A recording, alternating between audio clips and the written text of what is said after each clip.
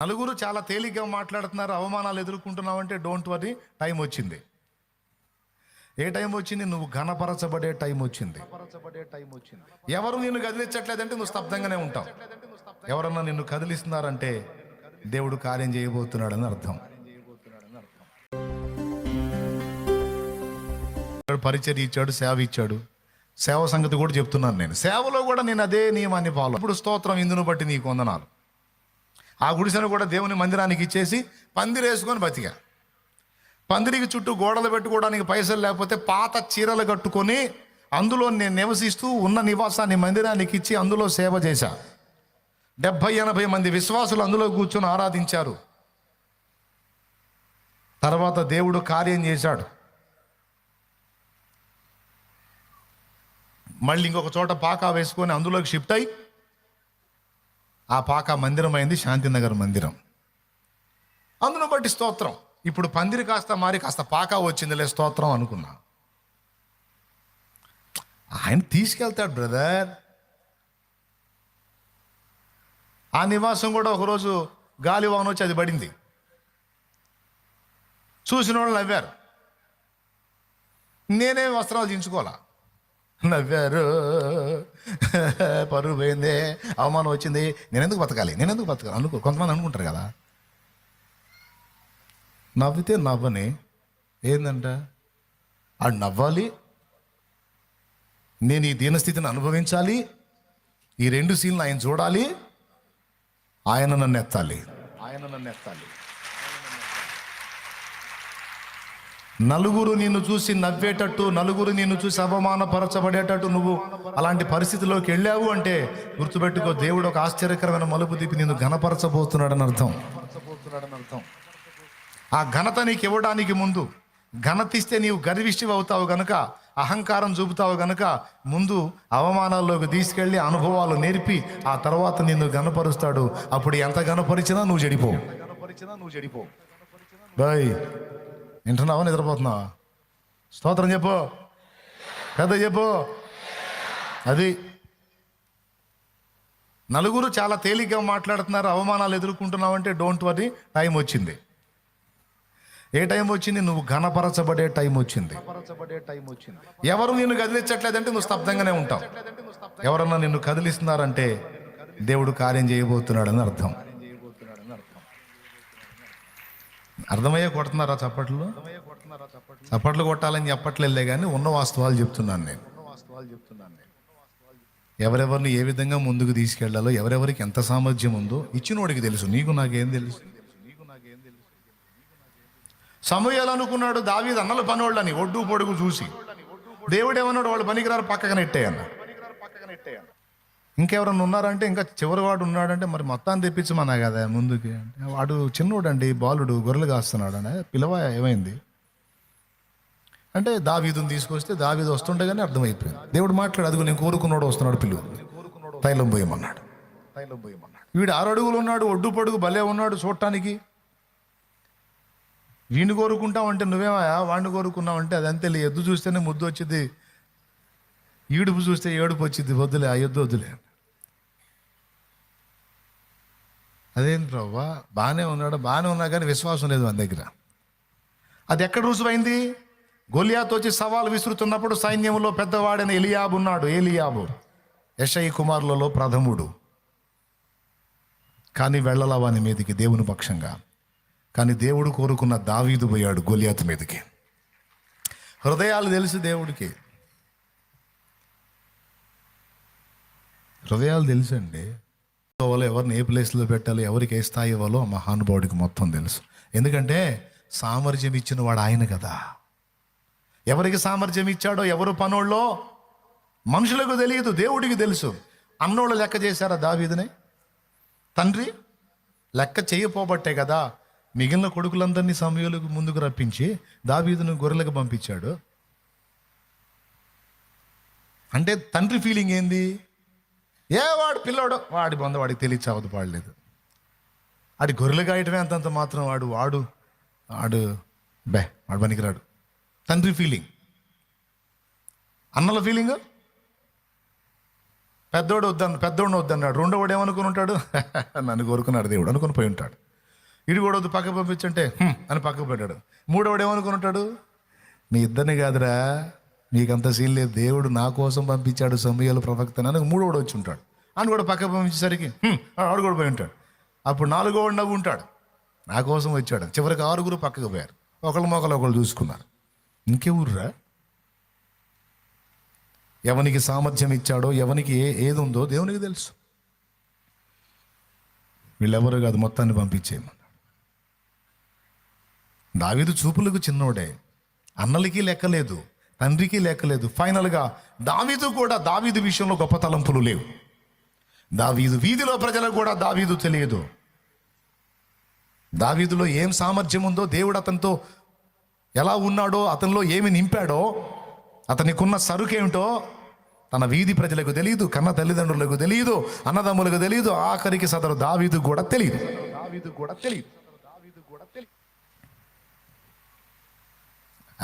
ఆరుగురు అన్నలు ఉంటే నన్ను పిలవటం ఏందే?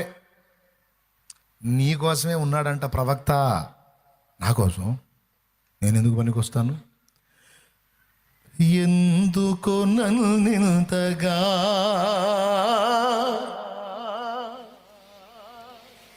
గొర్రెలు కాసే కర్ర చేత పట్టుకుని అమాయకంగా వచ్చాడు. ఎవరిలో ఏ శక్తి నింపాడో దేవునికి తెలుసు. దావీదులో ఉంది ఆ హృదయం. ఎందుకంటే దావీదు అనేవాడిని పుట్టించిన వాడు దేవుడు కదా.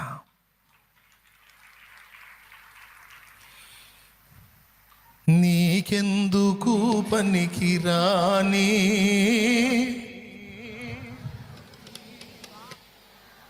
వాళ్ళు యోగ్యులయా, వాళ్ళు అర్హులయ్యా, పెద్దోళ్ళు సైనికులు ట్రైనింగ్ పొందారు. రాజు అంటే వాడికి కత్తి, యుద్ధం, కర్ర అన్నీ తెలిసి ఉండాలి కదా. గొర్రెలు తోలుకోవడం తప్ప నాకేం తెలుసు? నాన్న నన్ను దీనిగా పెట్టాడు, గొర్రెలు కాయటానిగా పెట్టాడు నన్ను. ఇదే చేత కావట్లా నాకు. వాళ్ళంటే సైనికులు ట్రైనింగ్ పొందిన వాళ్ళు, సౌలు రాజు సైన్యంలో వ్యక్తులు, వాళ్ళు అర్హులు. పోల్చుకుంటే ఇలా పోల్చుకున్నానా? వాళ్ళు యోగ్యులు, వాళ్ళు ఆ స్థాయిలో ఉండడానికి అర్హులు. నాకు అర్హత లేదు, నాకు ఈ స్థాయి. దీనంగా వచ్చాడు, గంతులేసుకుంటే హడావిడిగా రాలా. నన్ను పిలవటం ఏంటి? నాకు అర్హత ఎక్కడుంది? నాకేం తెలుసని నన్ను కోరుకోవటం ఏంటి? నాకు ఆ జ్ఞానం ఎక్కడుంది? నాకంత సామర్థ్యం?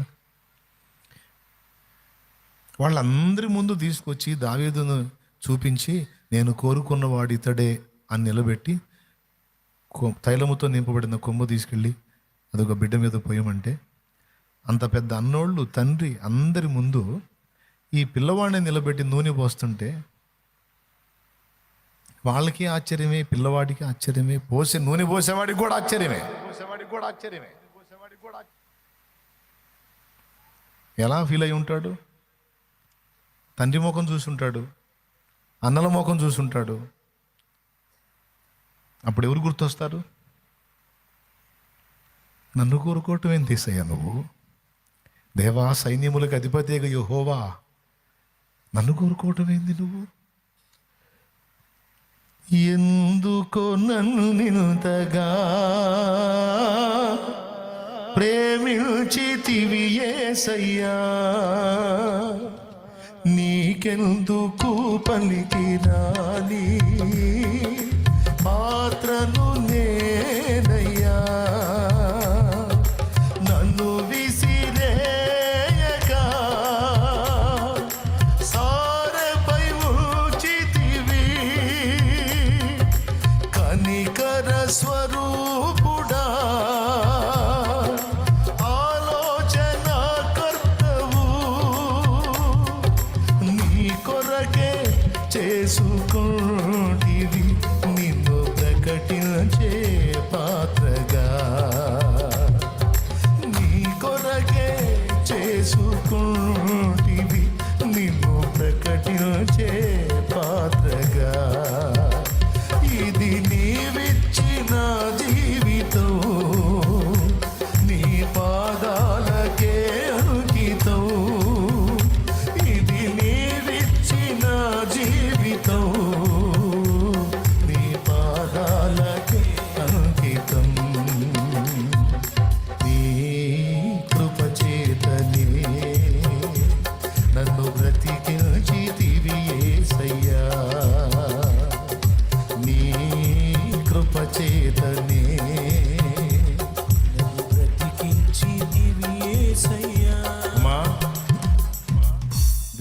ఏ కృపలు ఇచ్చాడో నీకు తెలియదు. నిన్ను కన్నవారికి తెలియకపోవచ్చు, కట్టుకున్న వారికి తెలియకపోవచ్చు, నీతో ఉన్నవారికి తెలియకపోవచ్చు. తమ్ముడా ఇది నిజం. ఆ సమయం వచ్చినప్పుడు దేవుడు దానిని జనాలకు చూపిస్తాడు. ఆ సమయం వచ్చిందాకా నువ్వు తృణీకరింపబడిన పాత్రగా అక్కడే ఉండాలి, ఆ స్థితిని అనుభవించాల్సిందే. ఆ సమయం వచ్చినప్పుడు నీకు ఇచ్చిన కృపేదో వెల్లడి చేసి అప్పుడు ఆయన ఏందో చూపిస్తాడు. గమనించి చూడండి, మీరు దావీదు స్టోరీ మొత్తం చదవండి. ఒక్క యుద్ధంలోనన్నా పరాభవం ఉందేమో చూడండి. ఒక్క యుద్ధంలోనన్నా వెన్ను చూపి వెనకడుగు వేసి పారిపోయాడేమో చూడండి. ఉంటే చూపించండి. అలా ఏ యుద్ధంలోనైనా చూడండి. మరి దావీదు అన్నలు ట్రైనింగ్ పొందిన వాళ్ళు కదా. సౌలు రాజు సైన్యంలో ట్రైనింగ్ పొందిన సైనికులు కదా. కానీ మొదటి యుద్ధంలోనే వాళ్ళు ఓడిపోయారు. గొలియాతు ఎదుటికి వచ్చినప్పుడే వాళ్ళు వెన్ను చూపారు. అది ఆరంభం. ఏ యుద్ధంలో కూడా దావీదు వెన్ను చూపలా. దావీదుని గురించి హూషై ఏమన్నాడో తెలుసా? మీ నాన్న మామూలోడు కాదురా, మీ నాన్న దెబ్బ చెబితే సింహం గుండె వంటి గుండె గలవారు కూడా అదురుపోతారా బాబు, ఆయన లాంటోడు. మీ నాన్న చిక్కించుకుందాం అనుకున్నా, ఈ అహీతోపెలుగాడు ఆలోచనని మీ నాన్న పట్టుకుందాం అనుకున్నావు, ఈజీగా క్యాచ్ అవుతాడు అనుకున్నావా? మీ నాన్న యుద్ధశూరుడురా, పరాక్రమం కలిగినోడు. అందరిలాగా నిద్రముఖం వేసుకొని ఎక్కడో ఉండడు. ఏ గుహ యందునో ఏ రహస్య స్థలమందో దాగి ఉంటాడు మీ నాన్న. పిచ్చి పిచ్చి ఆలోచనలు చేయదు ఆయన గురించి. అబ్షాలోం వేసేస్తాడు. కొడుకు అని జాలి చూపించాడు రా నీ మీద. కన్న కొడుకు అని జాలి చూపించాడు. చేసిన తప్పుకి దేవుడిచ్చిన శిక్షని ఇది నాకు తగిందే అని అనుభవిస్తా పోయాడు.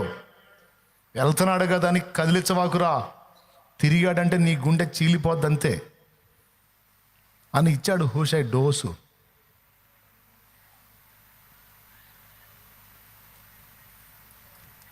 అర్థం చేసుకున్నాడు అబ్షాలోం బాసు. సర్దుకున్నాడు తండ్రిని ధర్మకుండా. అక్కడన్న మాటలు ఎట్లుంటాయి అనుకున్నావు? సింహపు గుండె వంటి గుండె గలవారు కూడా అతని దెబ్బకి భయపడతారు. పరాక్రమం రా నాయన. యుద్ధానికి పోయాడంటే ఓటమి లేదురా, పన్నిన వ్యూహానికి తిరుగులేదురా, కొట్టిన దెబ్బకి ఎదురు లేదురా, కూలిపోవాల్సిందే శత్రువు. అంత కృప పొందినోడ్రా మీ నానంటే. సామాన్యుడు అనుకున్నావు ఏమిట్రా? నీకు మీ నాన్నని లెక్క చేయట్లేదు నువ్వు. మీ నాన్న సంగతి నాకు తెలుసురా బాబు.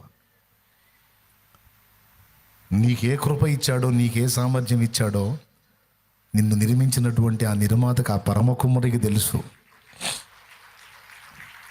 No problem. దీన మనస్సు కలిగి దీన పాత్రవై దేవుని చేతికి నిన్ను నువ్వు అప్పగించుకో. నీవిచ్చినదే స్తోత్రము ప్రభువా, నీవు నాకు ఇచ్చిన దాన్ని బట్టే స్తోత్రము.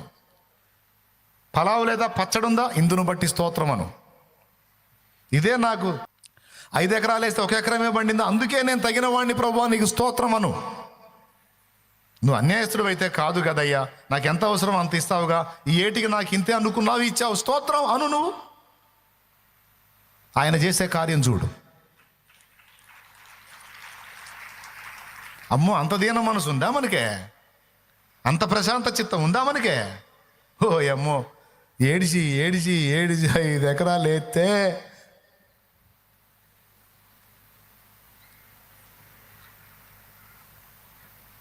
అంటే పొలాలు వేసే రైతుల సంగతి చెప్తున్నాను నేను. అట్లా అన్ని విషయాల్లో బిడ్డ, అన్ని విషయాల్లో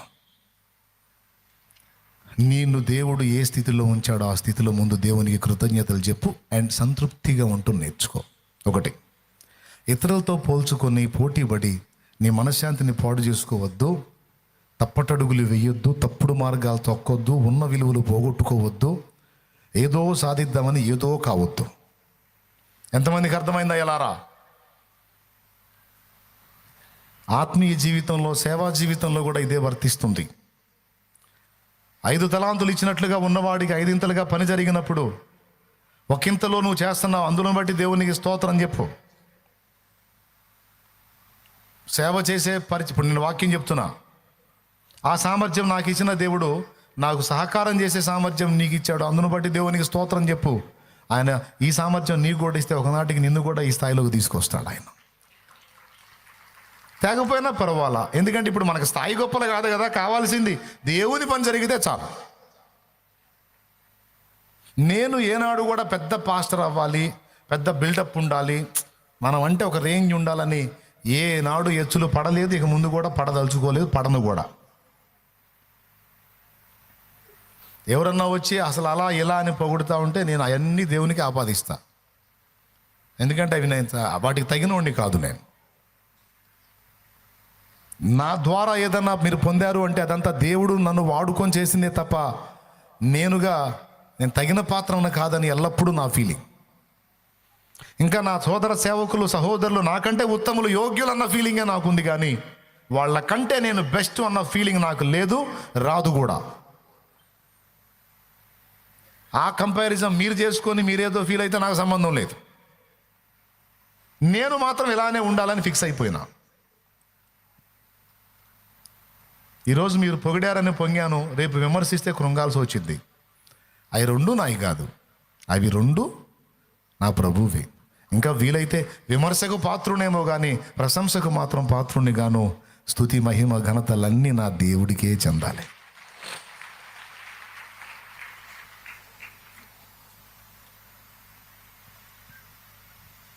ప్రతి వానికి ఒక సమయం ఉంటుంది. ఇంకొకటి కూడా చెప్తున్నాను నేను, షాలేమన్నలాగా కావాలని ఎంతమందికి ఉందండి? నీళ్ళు ఎంతమందికి ఉందో కోరిక చేతులు ఎత్తండి. బతికితే నీలాగా బతకాలి, చేస్తే నీలాగా సేవ చేయాలి, ఉంటే నీలాగా ఉండాలి, అన్ని విషయాలని నా కోరిక ఉందన్నా నేనేం తిట్టనాయా?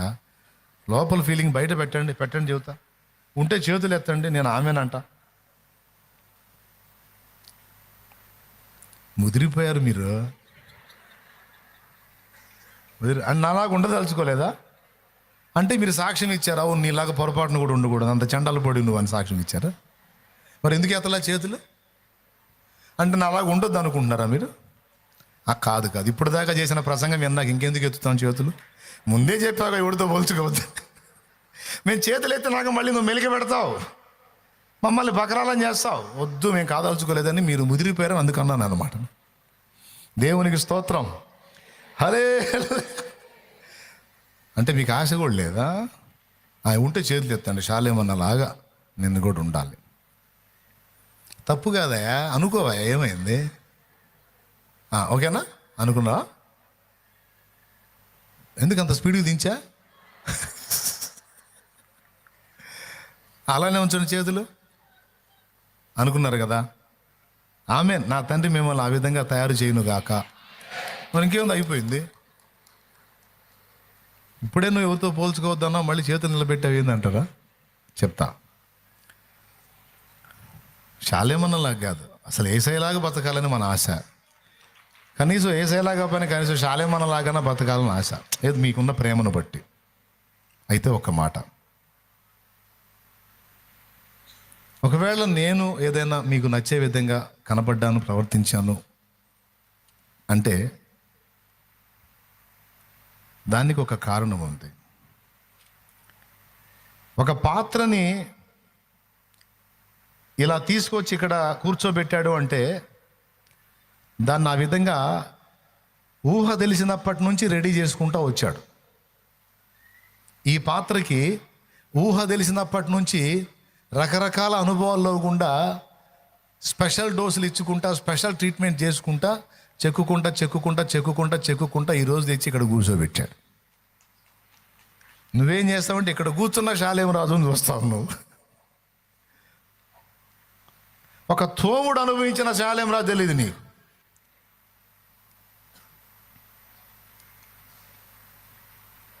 మురికి పట్టిన దుప్పటిని ఉతికితే ఎట్టొచ్చే సౌండ్. ఒక రేంజ్లో ఉతకబడ్డ పాత్రను మీరు ఎరగరు.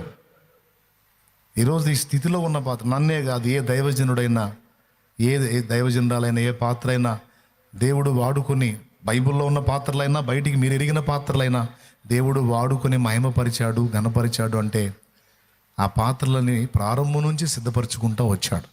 ఎందులో సిద్ధపరచుకుంటూ వచ్చాడు? లేమిలో, దరిద్రతలో, దీనత్వంలో, బలహీనతలో, సమస్యల్లో, కలతలో, నిందలో, అవమానంలో, ఆకలి బాధలో, వస్త్రహీనతలో, అప్పుల భారాల్లో, రకరకాల కన్నీళ్ళ అనుభవాల్లో, చేదైన జ్ఞాపకాల్లో, చేదైన అనుభవాల్లో గుండా నడిపించుకుంటా వచ్చాడు. నువ్వు ఆశపడటం తప్పు లేదు, దేవుడు కూడా కాదనడు. అప్పుడు ఆయన ఒక మాట అంటాడు, ఆ మెట్టుకు నువ్వు రావాలంటే మరి నిన్ను కూడా నేను అలాగ ట్రీట్ చేయాలి, ఇష్టమేనా అంటాడు. అమ్మో, దెబ్బలంటే మనం తట్టుకోలేము, కానీ ఆ రేంజ్కి అయితే వెళ్ళాలంటే అది కుదరదురా అంటాడు. మరి వాడు తిన్నన్ని కోటింగులు నువ్వు తింటావా? తింటే చెప్పు, నేను ఎక్కిస్తా అక్కడికి. నేను అమ్మ కోటింగులు అంటే కొంచెం కష్టం లేదు ప్రభు, ఉన్న కోటింగులుగా చేస్తున్నాం, మళ్ళీ ఇంకా స్పెషల్ కోటింగులు అంటే మన వాళ్ళు యాడ్ అయింది. మరి అట్లయితే వాడి స్థాయిని అందుకోవాలి, ఎట్లా కోరుకుంటా? కుదరదు కదా. కోరుకుంటే చెప్పు, చేరుస్తా. మరి ఆ టైపు దరువు నీకు కూడా ఉంటుంది. కుదిరిద్దా? ఒక విషయం చెప్పనా, షాలేమన్నలాగా మీరు గారు, మీలాగా షాలేమన్న కూడా కాలేడు. మా దగ్గర ఏముందన్నా అన్నాడు, చూశారు. ఏమో నాకేం తెలుసు, దేవుడు మరి మిమ్మల్ని నాకంటే శ్రేష్ఠులుగా భావించాడు. ఏంది అటు చూస్తారు? నిజమే నేను చెప్పేది. శ్రేష్ఠుడిగా భావించలేదు, ఏం లేదు, ఊరుకుని అటు చెబుతావు. కానీ లేదమ్మా, నాకంటే శ్రేష్ఠులుగా మిమ్మల్ని దేవుడు భావించాడు. నాకంటే ఎక్కువ మీరు ఆయనకు. ఎందుకో చెప్తా. సేవ చేసేవాడు గొప్ప, చేయించుకునేవాడు గొప్ప? సేవ చేసేవాడు గొప్ప, చేయించుకునేవాడు గొప్ప? ఇప్పుడు చేసేవాడు ఎవరు, చేయించుకునేవాళ్ళు ఎవరు? చేసేవాడు ఎవరండి? మీ సర్వెంట్ ఎవరు? నేనేగా. పొందేది ఎవరు? మరి ఇప్పుడు ఎవరు గొప్ప? దేవుడు నాకంటే ఘనంగా మిమ్మల్ని ఎంచాడు కనుక నన్ను తెచ్చి మీకు సేవ చేపిస్తున్నాడు ఆయన. కాదా? అవునా? నిజం చెప్పండి. ఒకవేళ మీకంటే నన్ను ఘనంగా ఎంచినట్టయితే మీ చేత నాకు సేవ చేయించేవాడు, నన్ను కూర్చోబెట్టి మీ చేత చేయించేవాడు, అన్నీ నాకు కావాల్సినవి మీ చేత చేయించేవాడు. కానీ మిమ్మల్ని కూర్చోబెట్టి అన్ని నా చేత చేయిస్తున్నాడంటే నాకంటే మిమ్మల్ని ఘనులుగా ఎంచాడు కాబట్టే కదా. నా పిల్లలరా వాళ్ళందరూ, వాళ్ళకి చేయరా నువ్వు పరిచర్య అని పెట్టాడుగా నన్ను. ఒప్పుకోవడానికి మనసు లేకపోయినా ఇదే వాస్తవం, ఇదే నిజం.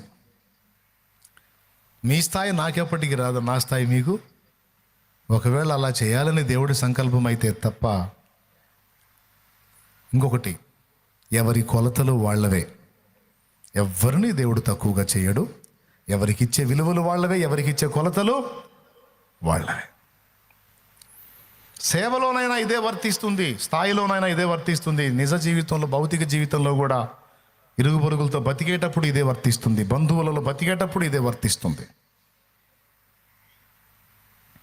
దీన్ని ఎరిగి వాడు కానీ తేడా పడ్డట్టు పడకుండా, వాడికి 5 ఇచ్చాడు, వీడికి 2 ఇచ్చాడు, నాకు 1 ఇచ్చాడు, నేను చెయ్యను అంటే ఎట్లా? 1 ఇచ్చాడు కాబట్టి ఆ ఇచ్చిన దానికి న్యాయం చేసే విధంగా నువ్వు నడుము వంచితే ఇంకా ఇస్తానన్నాడు. కలిగిన వానికి ఇవ్వబడును, మరి ఎక్కువగా ఇవ్వబడును అనే మాట కూడా అన్నాడు. లేని వానికి వాని యొద్ద ఉన్నది కూడా తీసేస్తానని మాట్లాడాడు. కాబట్టి మీరు ఎరిగి ఈ విషయాన్ని ఈ నూతన సంవత్సర శుభారంభంలో ఇతరులతో పోల్చుకొనుట అనే పొరపాటు ఆలోచనను పక్కన పెట్టేసేయండి. దేవుడు నాకు ఇచ్చిందేంటి, దేవుని కొరకు నేను చేయదగ్గదేంటి, నేను నెరవేర్చాల్సిన దైవ చిత్తం ఏంటి? ఫైనల్లో చెప్తున్నా, కన్నే బెస్ట్ అని ముక్కు అనుకోకూడదు, ముక్కు వేస్ట్ అని కన్ను అనకూడదు. కన్ను చూడటం మాత్రమే చేయగలిగిద్ది, ముక్కు లేకపోతే శ్వాస ఎక్కడా, వాసన ఎక్కడా?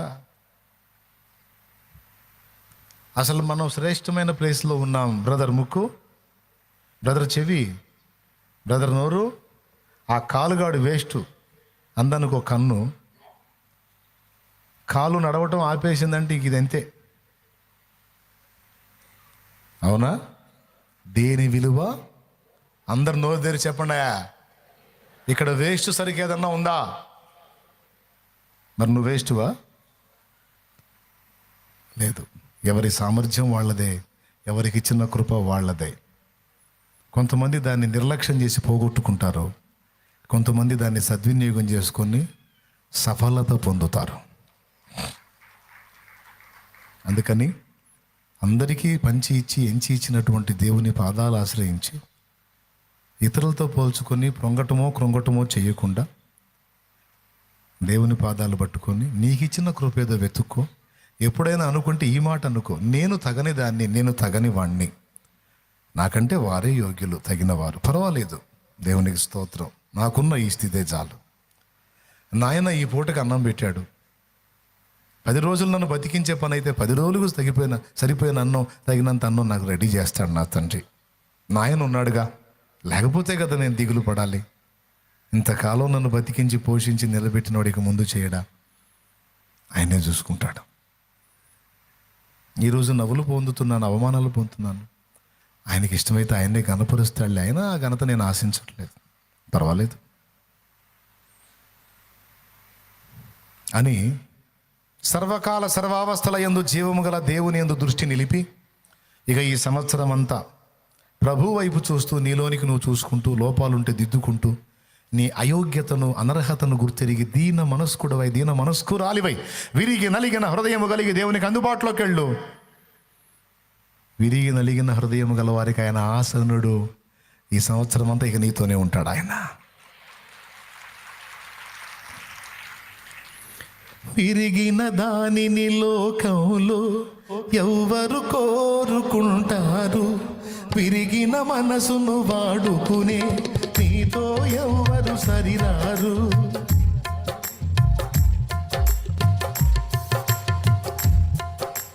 విరిగిన దానిని లోకంలో ఎవ్వరు కోరుకుంటారు, విరిగిన మనసును వాడుకునే ఎవ్వరు సరిరారు. దీనులను జ్ఞానులుగా శ్రీమంతులుగా మార్చగలిగిన మంచి దేవుడవు నీవే యేసయ్యా. మార్చగలిగిన మంచి దేవుడవు నీవే యేసయ్యా. నీవు లేకపోతే నా బ్రతుకే లేదయ్యా, నువ్వు చేరదీయపోతే నా మనసే చేదయ్యా. ఎంతమందికి అర్థమైందండి? అంటే దేవుని ముందుకు వెళ్ళి ఏమనాలి నువ్వు? అనర్హుణ్ణి అనర్హురాలిని, నాకు ఇదే న్యాయం ప్రభు, నాకు ఇచ్చినదే న్యాయం ప్రభు, ఇందును బట్టి నీకు స్తోత్రం తండ్రి. నీ స్థితిని నువ్వు గుర్తుపట్టగలిగిన నాడు అప్పుడు దేవుడు నీ వశం అవుతాడు. నిన్ను నువ్వు గుర్తించిన నాడు, నీ అనర్హత అయోగ్యతను గ్రహించిన నాడు అప్పుడు దేవుడు నీకు అందుబాటులోకి వస్తాడు. యెషయా గ్రంథంలో ఏమన్నాడో తెలుసా? అసలు అలాంటి వాళ్ళ దగ్గరే నేను నివాసం ఉంటాను అన్నాడు. నేను యోగ్యురాలను అనుకున్న వాళ్ళ దగ్గర కాదండి ఆయన ఉండేది. నాకు అర్హత లేదయ్యా, నాకు యోగ్యత లేదయ్యా, నేను తగిన దాన్ని కాదయ్యా, తగిన వాడిని కాదయ్యా అని దీన మనస్సు కలిగి తమ స్థితిని ఎరిగి ఎవరు దేవుని పాదాల దగ్గరకు వస్తారు? జక్కయ్య, నీ ఇంటికేనయ్యా నేను వచ్చింది. ఇంతమంది వెంటాడుతుంటే వీళ్ళ కోసం వచ్చాను అనుకున్నావా? లేదు, నీ ఇంట ఈరోజు ఉండాలని వచ్చాను. నా దగ్గర ఊళ్ళో నా అంత చెడిపోయినోడు లేడయ్యా. అవునా? లేదు, ఊరి మొత్తంలో నువ్వే మంచోడు అనుకుని వచ్చాను. లేదయ్యా, నేను సుంకపు గుత్తదారుణ్ణే, ముక్కుబిండి వసూలు చేస్తాను, మంచోడిని కాదు నేను. అవునా? లేదు, ఊరి మొత్తానికి సేవ చేసేంత సేవకుడు నీలో ఉన్నాడయ్యా. అవునా ప్రభు? స్వార్థపరుణ్ణి ప్రభు, కక్కుర్తోండి ప్రభు. లేదు, నీ ఊర్లో నీ అంత మంచోడు ఇంకొకడు లేడు. వాళ్ళని అడగండి అయ్యా, చెబుతారు నేను ఎంత చండాలు పడినో. వాళ్ళని అడగండి. లేదయ్యా. జక్క ఏమన్నాడు? నా ఆస్తి సగం అమ్మి బీదలకు ఇస్తాను, మిగతా సగము ఎవని యొద్ద నేను 1కి 2 వసూలు చేసిన వానికి 4 ఇస్తాను. మొత్తంగా ఖాళీ అయిపోతాను. ఊళ్ళో చాలామంది ఉన్నారు. ఆ విధంగా తనకున్నదంతా సమాజ సేవకు వెచ్చించిన వాడు ఒక్కడున్నాడా ఆ ప్రాంతంలో? మరి ఇప్పుడు చెప్పండి, ఊరు మొత్తంలో మంచోడెవరు? ఊరు మొత్తం తిట్టినోడెవరు? మరి ఊరు మొత్తంలో మంచోడెవరు? అలా చేసినోడెవరు? యేసయ్య. హీనులను దీనులను. మీకు టైం అవుతుందేమోలే, ఇంక బండి ఇంకెళ్దాం. జ్ఞానులుగా శ్రీమంతులుగా మార్చగలిగిన మంచి దేవుడవు యేసయ్యా. ఏదో ఉన్నది చేసుకుంటా పిచ్చోళ్ళ తిరిగాను నేను ప్లాట్ఫామ్ల మీద. ఎన్నోసార్లు దేవుని ముందుకెళ్ళి నాలంటోడు కూడా బతికుండటం అవసరం అంటావా దేవా అని ఏడ్చా. నాకున్న బాధలను బట్టి, ఈరోజు నీకున్న పరిస్థితులను బట్టి, నీకున్న వేదనలను బట్టి నువ్వు అలా దేవుని ముందుకు వచ్చి ఉండొచ్చు. కానీ ఒక్కటే గుర్తుపెట్టుకో, నా దేవుడు అన్యాయస్తుడైతే కాదా. నీకు తెలియదు నిన్ను ఏ స్థితిలో దేవుడు ఉంచబోతున్నాడో. నీకు తెలియదు నిన్ను దేవుడు ఏ విధంగా నిలబెట్టబోతున్నాడో. అది జరిగిన నాడు నీకు అర్థమైంది నేను చెప్పింది ఏందో.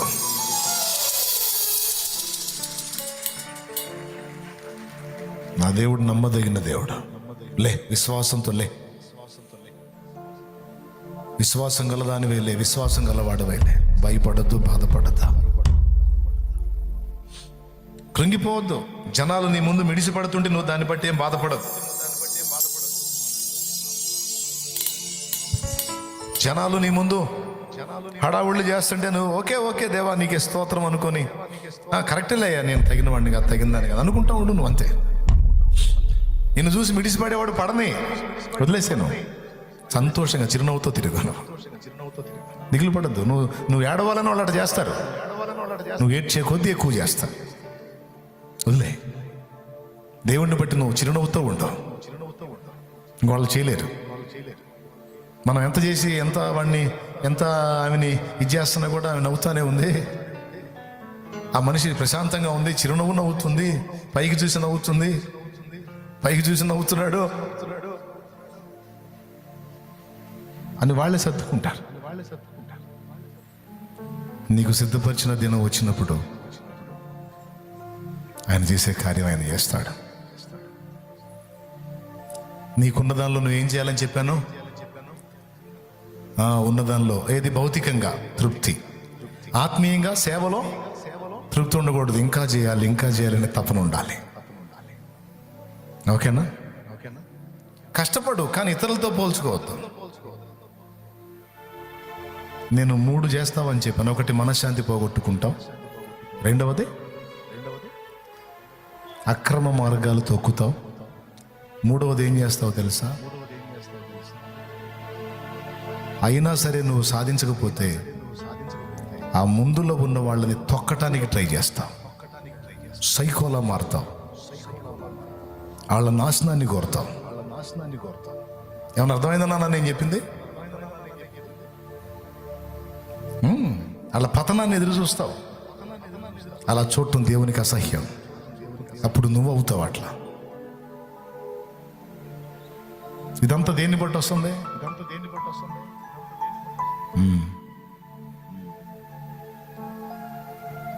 మార్చుకుందామా ఈ సంవత్సరం? సమాజం మొత్తాన్ని ఏమందాం మనం? మన తోటి వారిని బట్టి ఏమందాం?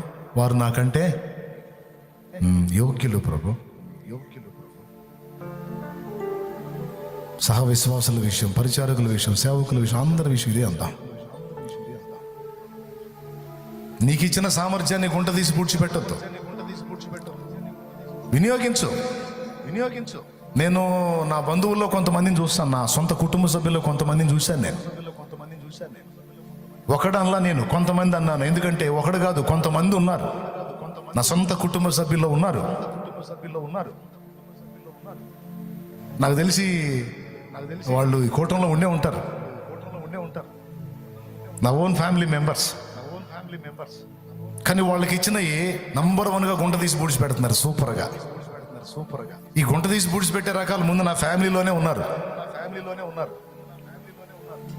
తర్వాత ఆత్మీయ కుటుంబంలో కూడా ఉన్నారు. తప్పు అయిపోయిన సంవత్సరాలు పోగొట్టుకున్నారు. ఇక ఉన్నాయి కొన్ని సంవత్సరాలే. ఇంకా ఎందుకు గుంటలో? ఇవ్వబడిన సామర్థ్యం ఏంటో బయటికి తీసి దేవుడు చెప్పినట్లు ఆయన పనిలో దాన్ని వెచ్చించి ధన్యులు కావాలని ఫస్ట్ నా ఫ్యామిలీ మెంబర్స్కి చెప్తున్నాను. తర్వాత సంఘం అనే ఆత్మీయ కుటుంబాన్ని కూడా చెప్తున్నాను నేను.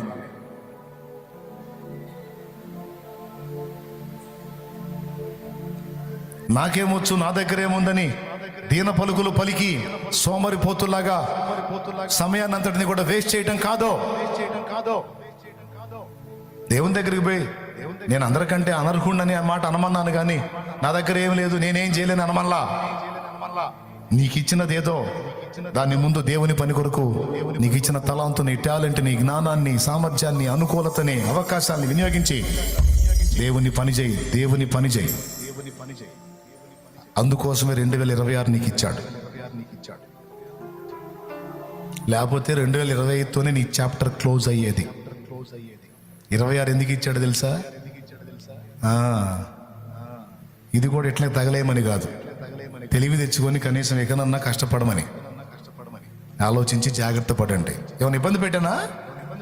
ఆకలి అవట్లా?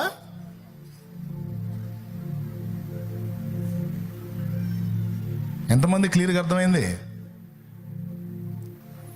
దీన మనస్సు కొరకు మీ అనర్హతను, అయోగ్యతను దేవుని ముందు ఒప్పుకోండి, కానీ మీకు ఇచ్చిన సామర్థ్యాన్ని గుంటలో పెట్టకండి.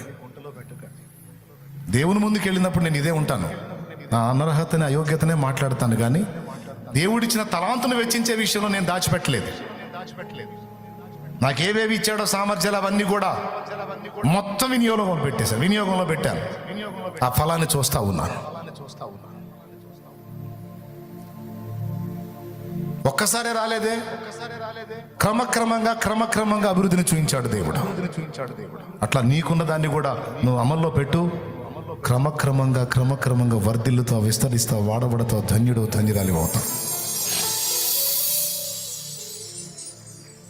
భౌతికంగా కూడా నువ్వు ఆశీర్వదించబట్టా, నీకు అడుగులు వేయొద్దని నేను చెప్పలా.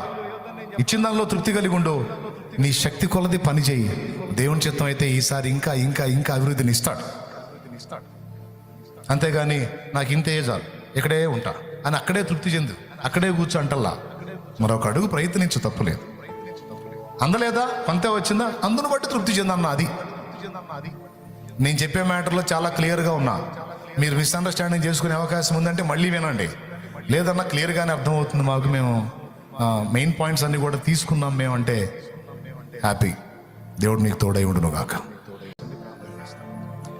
పరిశుద్ధ ప్రభువా, ఈవేళ నీ బిడ్డలందరితో ఈ మాటలు మాట్లాడావు, అవన్నీ బిడ్డల హృదయాల్లో స్థిరమగును గాక. దుష్టుడు ఎత్తుకొని పోకుండా వాడిని గద్దించి దూరపరిచి నీ కృపా కాపుదల బిడ్డలు నడిపించి ఈ సంవత్సరాంతం వరకు కూడా ఈ అంశాన్ని గుర్తుపెట్టుకొని కలిగిన దాంతో తృప్తి చెంది కృతజ్ఞతలు చెల్లించి నీవిచ్చిన పని చేయడానికి ఇంకా శక్తి మేరకు కష్టపడే కృప దయచేయి. భౌతికంగాను ఆత్మీయంగాను కూడా మా బిడ్డలను ఆశీర్వదించి ఉన్నతమైన స్థితిలోకి ఎదగడానికి సహాయం చేయి. ఎంత ఎదిగినా దావీదులాగా ఒదిగి దీన మనసు కలిగి నిన్ను మయంపరిచే కృప మా అందరికీ దయచేయి. యేసు నామములో పొంది ఉన్నాం తండ్రి, ఆమేన్.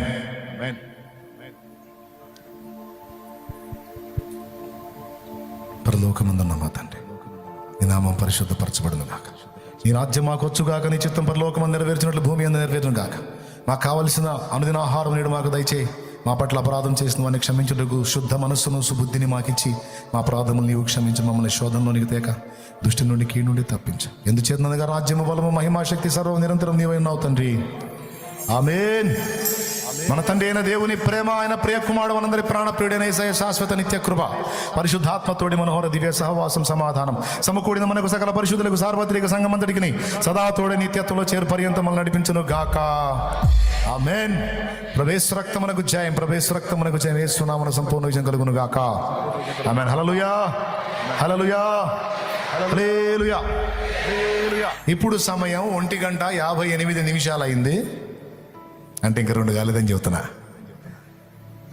చెప్పిన విషయాలు మననం చేసుకుంటూ సంతృప్తిగా బయలుదేరండి. కృప మనందరికీ తోడై ఉండును గాక. సంతోషంగా బయలుదేరండి. గుంటలో పెట్టారే బూడిసి తీయండి. ఎవరెవరికి ఏమేమి ఇచ్చాడో వెతకండి, దొరికిద్ది. అస్సలు ఇవ్వకుండా ఒక్కళ్ళని కూడా సృష్టించరా. ఎవరికి ఇచ్చే సామర్థ్యం వారికి ఇచ్చాడు. వెతకండి, దొరుకుతుంది. అమల్లో పెట్టండి, దేవుని రాజ్యం కట్టండి. కృప మనందరికీ తోడై ఉండును గాక. చల్ నడవండి. విశ్వాసంతో తెచ్చిన ఆ నూనె నా ప్రభు తన శక్తితో నింపి రోగులైన వారికి అది వినియోగించి ప్రార్థించడం ద్వారా స్వస్థత చేకూర్చును గాక. ఆమేన్. అన్నట్టు ఒక మాట వెళ్తున్నారా? ఒక మాట, రేపు వచ్చే బుధవారం కూటమి ఉందండి. అందరూ ఒకసారి స్తోత్రం చెప్పండి. నాకు వెళ్ళి చూసి ఆ పోయేవాళ్ళు కూడా కొంచెం ఆగిడి చూడండి. రేపు బుధవారం రాజాపేట మీటింగ్స్ గ్రౌండ్ ఉంది కదా, అక్కడ స్థల ప్రతిష్ట ఆరాధన ఉంది. ఫస్ట్ ఆరాధనలో చెప్పాను, ఇప్పుడు కూడా మీకు చెప్తున్నా. మామూలుగా శుక్రవారం పెట్టుకొని అక్కడికి పోయి చేస్తాం కదా ప్రతిష్ట, అట్లా కాకుండా అచ్చంగా ఒక కూటం పెట్టాం. బుధవారం రోజు ఉదయం 10 గంటలకల్లా ప్రేయర్ స్టార్ట్ అయింది. అందరం కలిసి దేవుని ఆరాధించుకొని తర్వాత ఆ ప్రాంగణాన్ని దేవుని పరిచర్య కొరకు, మీటింగ్స్ కొరకు ప్రతిష్ట చేద్దాం. ఎంతమంది సిద్ధం? ఇదే ఆహ్వానం. సంఘమంతా కలవాలి, కలుద్దాం. సంఘమంతా కలుద్దాం, అక్కడ ఆరాధన జరుపుదాం. బుధవారం రోజు ఇది జరుగుతుంది. దేవుని చిత్తం అయితే అందరూ కూడా డైరెక్ట్గా అక్కడికి వచ్చేసేయండి. ఎక్కడికి? అదిగో అది పాపం మావాడు స్టార్టింగ్ నుంచి చేస్తానే ఉన్నాడు, ఇది చెప్పు ఇది చెప్పు అని. మహాకూటముల స్థల ప్రతిష్ట తండ్రి సన్నిధి మీటింగ్స్ గ్రౌండ్ నందు 7/1/2026 బుధవారం ఉదయం 10 గంటలకి సంఘమంతటికి ఇదే ఆహ్వానం.